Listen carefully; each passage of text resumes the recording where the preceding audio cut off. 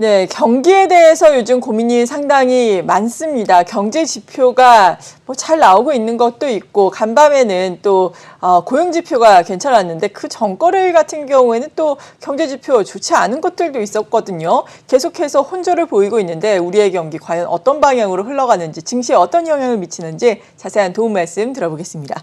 오늘 이 시간 서강대학교의 김영익 교수 모셨습니다. 어서 오세요. 네, 안녕하십니까. 네.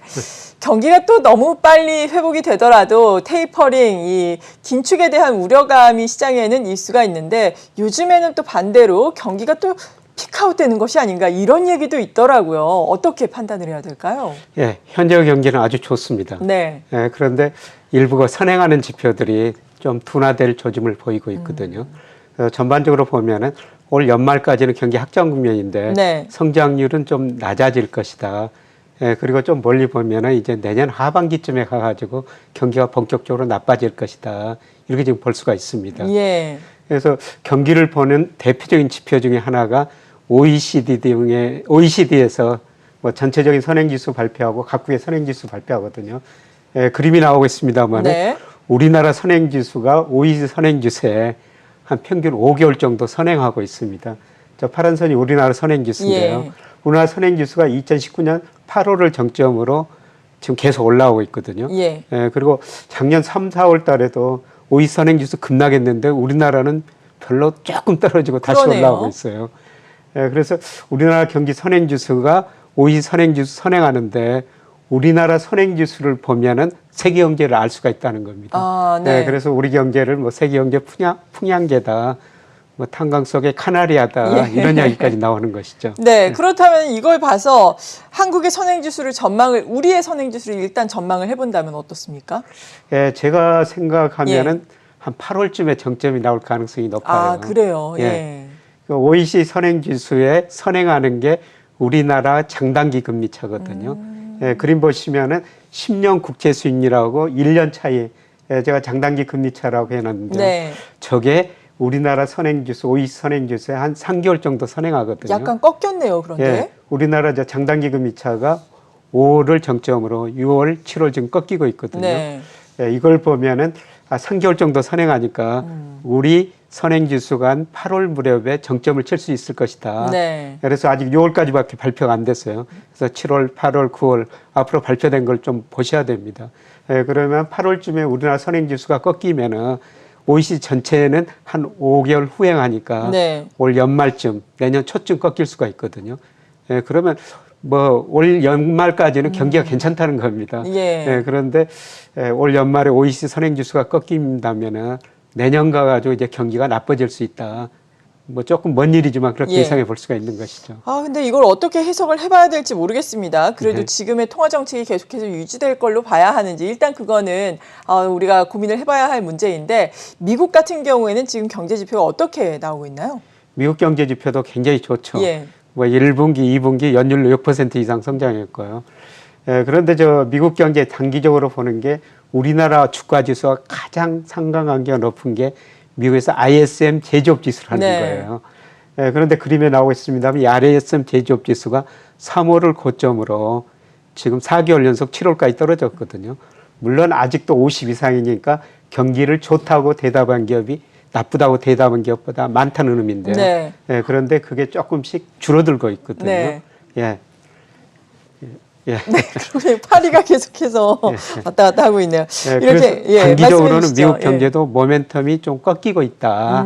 이렇게 지금 볼 수가 있습니다. 네. 예, 그런데 아직도 50 이상이니까 네. 뭐 경기가 좋다고 대답한 기업이 나쁘다고 대답한 기업보다 많다는 의미입니다. 네, 그렇군요. 미국의 경기가 지금 약간 둔화가 되고 있다라고 말씀을 해주셨는데 중요한 건 또 물가잖아요. 물가 같은 경우에는 어떻게 나타나고 있는지 궁금하네요. 예, 지금 미국 물가는 많이 예. 오르고 있죠. 뭐 지난 6월 달에 전년 동월 대비 5%가 넘었지 않습니까? 네. 7월부터는 상승세가 좀 둔화될 거예요. 기저효과가 사라지면서. 예, 그런데 문제는 우리 금리가 미국 금리가 너무 낮다 보니까 실질 금리가 지난 6월 달에 마이너스 3.9%였거든요. 네. 여기서 실질 금리라는 것은 10년 국채 수익률하고 소비자 물가 상승률을 뺀 건데요. 이게 마이너스 3.9%라는 것은 1980년 이후 처음입니다. 네. 예, 그런데 문제는 실질 금리는 앞으로 경제 성장률하고 똑같은 의미거든요. 실질 금리가 마이너스였다는 것은 한 2분기, 7분기 시차를 두고 앞으로 미국 경제 성장률이 마이너스도 갈 수 있다. 이런 걸 시사합니다. 예, 그래서 빠르면 뭐 내년 하반기, 늦어도 뭐 내년에 가가지고는 네. 미국 경제가 침체에 빠질 수 있다. 실질 금리가 이렇게 미래를 미리서 지금 예상해주고 있는 겁니다. 네. 그렇다면은 우리 주가의 흐름을 좀 중장기적으로 예상을 해본다면 어떨지 궁금하거든요. 일단 예전에 말씀을 해준 것이 우리의 증시 같은 경우에는 수출 데이터와 상당히 민첩하게 연관이 돼 있다라고 말씀해 주셨는데 7월 수출은 상당히 좋았잖아요.